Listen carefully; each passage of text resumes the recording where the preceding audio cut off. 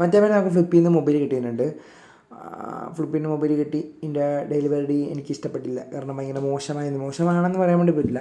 ഞാൻ അങ്ങോട്ട് ചെല്ലേണ്ടി വന്നു, അതാണ് എനിക്ക് ഇഷ്ടപ്പെട്ടില്ല. കുഴപ്പമില്ല. മൊബൈലിൻ്റെ കിട്ടിയിട്ടുണ്ട്.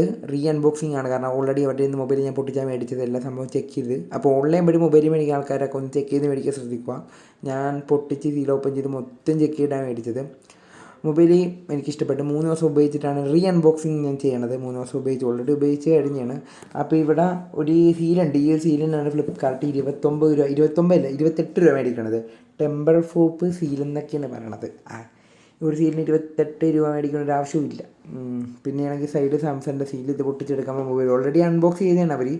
ഇത് നമ്മുടെ വാറണ്ടി കാർഡ് എല്ലാം കൂടിയുള്ള വെച്ചൊരു ഇതാണ്. ഞാൻ കേസാണ് ആദ്യം കൊടുത്തത്. പിന്നെ ഒരു പിൻ ഉണ്ടായിരുന്നു. ആ പിന്ന് ഞാനിപ്പോൾ 3 ദിവസം ഉപയോഗിക്കണ പിന്നെ എവിടെയോ ഇരിപ്പുണ്ട്, ഞാനത് കണ്ടില്ല. അപ്പോൾ പിന്നെയാണ് ബില്ല് കാണിച്ചത്. ഈ ഒരു ഫോണിൻ്റെ റിയൽ പ്രൈസ് എന്ന് പറഞ്ഞാൽ ഫ്ലിപ്പിൽ കാണിച്ചതെന്ന് പറഞ്ഞാൽ GST കൂട്ടിയിട്ട് 10,500 മൊബൈലിൻ്റെ ശരിക്കും 9,000 രൂപ. 9,000 രൂപയുള്ള മൊബൈലിന് ശരിക്കും. ബാക്കിയെല്ലാം GST. കടയിൽ നിന്ന് മേടിക്കുമ്പോൾ 14 രൂപയാണ്. റാം കൂടുതൽ 16 രൂപയാണ്. കുഴപ്പമില്ല. അടുത്ത മൊബൈൽ എനിക്ക് 10,528 രൂപ കിട്ടി. പെർഫെക്റ്റ്, കുഴപ്പമില്ല. നല്ലൊരു മൊബൈലാണ്. ഉപയോഗിച്ചിട്ട് ഇത്ര ദിവസം നോക്കുമ്പോൾ നല്ലൊരു മൊബൈലാണ്. ഇതിൻ്റെ ഉള്ളിൽ വന്നത് ഹെഡ്സെറ്റും കാര്യങ്ങളൊന്നും ഉണ്ടാവില്ല. F12 ഹെഡ്സെറ്റും കാര്യങ്ങളൊന്നും ഉണ്ടാവും. ചാർജറുണ്ട് 15 വാട്ട്, നല്ലൊരു ചാർജറാണ്. പിന്നെ ടൈപ്പ് കേബിൾ, പുതിയ വിഷൻ്റെ ടൈപ്പ് കേബിളാണ്. നല്ലൊരു മൊബൈൽ, പെർഫെക്റ്റ്. സാംസങ് ഗാലക്സിയുടെ ഒരു നല്ലൊരു മൊബൈലാണെന്ന് പറയാം. ഓൾറെഡി അൺബോക്സ് ചെയ്ത് കാരണം തന്നെ ഞാൻ പറഞ്ഞതാണ്. നല്ലൊരു മൊബൈലാണ്, എനിക്കിഷ്ടപ്പെട്ടു. ഓൾറെഡി ഉപയോഗിച്ച് നല്ലതാണ്. ഞാൻ ഉപയോഗിച്ച് നോക്കിയ കാരണം ഞാൻ അങ്ങനെ പറയാൻ വേണ്ടി എനിക്ക് പറയാൻ വേണ്ടി പറ്റുന്നത്. അപ്പോൾ എന്ന് പറയുമ്പോൾ ഈ ഒരു മൊബൈൽ ഇങ്ങനെയാണ് ഇരിക്കണത്. ഞാൻ സ്ക്രീൻ ഗാർഡ് ഒട്ടിച്ച് ഞാൻ ഇത്രയും തന്നെ ഫോണിൽ കുത്തിക്കൊണ്ടിരിക്കുകയാണ്. പാടായിന്ന്. ഫോണിൻ്റെ സെറ്റിങ്സ് ഒക്കെ 4 GB റാം ഉണ്ട്, 6 ബാറ്ററി ഉണ്ട്, 48 മെഗാ പിക്സലിൻ്റെ ക്യാമറ ഉണ്ട്. റിഫ്രഷ് ടൈം എന്ന് പറയുമ്പോൾ 90 ഉണ്ട്, 60 ഉണ്ട്. നല്ലൊരു പെർഫോമൻസ് കാണിക്കാൻ വേണ്ടി പറ്റും. അറ്റ്ലീസ്റ്റ് നല്ല ഗെയിമിംഗ് എന്ന് കാണിക്കാൻ പറയാൻ വേണ്ടി പറ്റില്ല. സാധാരണ മനുഷ്യന് ഉപയോഗിക്കാൻ വേണ്ടി പറ്റിയ കിടക്കാച്ച മൊബൈൽ.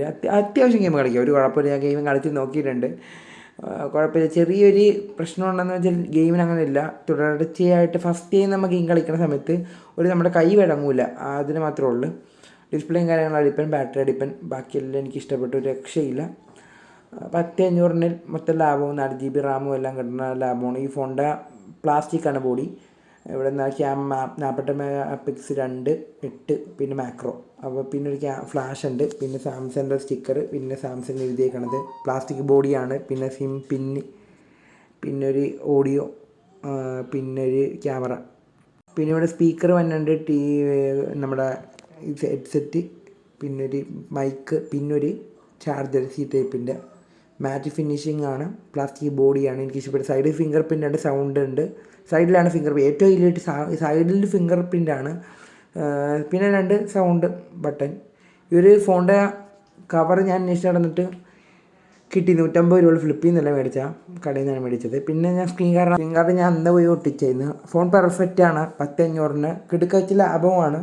നല്ല പെർഫെക്റ്റായിട്ട് കിട്ടുന്നുണ്ട്. നോർമൽ യൂസിന് പെർഫെക്റ്റാണ്. ഗെയിം കളിക്കാനും കുഴപ്പമൊന്നുമില്ല. അധികം ഗെയിം കളിക്കാനൊന്നും പറ്റുമെന്ന് പറയണില്ല. Perfect mobile. താല്പര്യമുള്ള വാങ്ങുക. Bye bye.